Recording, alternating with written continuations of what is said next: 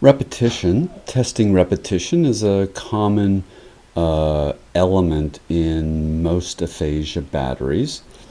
And one of the reasons to assess repetition is because, as we'll talk about in the next lecture, um, whether or not people can repeat very well, or more specifically, how good their repetition is compared to their spontaneous speech. So, for example, whether they have unusually good repetition, even though they're not able to speak very well, or they have unusually poor repetition given how well they're able to speak.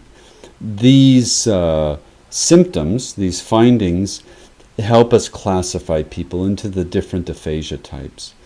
But clearly, testing repetition has value in terms of basically understanding how well a patient can do on what I think is the basic element of engaging in a lot of therapy tasks, which is a patient's ability to repeat the model that a therapist gives them. Right? And so someone's ability to repeat can factor into their prognosis.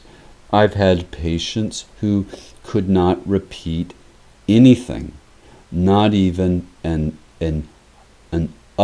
sound, right? And so clearly that person is going to be quite a bit more of a challenge. We can get, I won't say tricky, we can get sophisticated with how we test repetition, and I might talk about that later as we get more into assessment. But number one, when we're listening to repetition, sometimes that can help us tease apart an apraxia of speech from an aphasia. Now, in this class, I'm not going to focus much on the differential diagnosis of an apraxia of speech from an aphasia, because that's covered in detail in CD660. But if you look at patient 10F,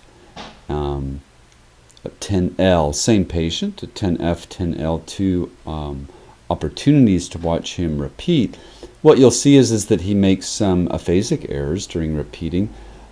Primarily, those errors are in sentence repetition, not producing a word at all, or within words, clearly substituting a sound.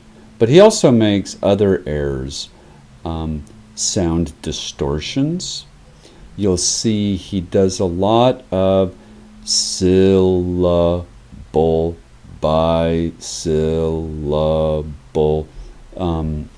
repeating, particularly in the context of multisyllabic words. We call that syllable segregation, and that's a little bit more consistent with a diagnosis of apraxia of speech. And apraxia of speech goes along commonly with our non-fluent aphasics, because our non-fluent aphasics have frontal lobe damage, and the areas responsible for motor planning, as we learned in CD558, are in the frontal lobe, in those motor association cortex, which includes Broca's area.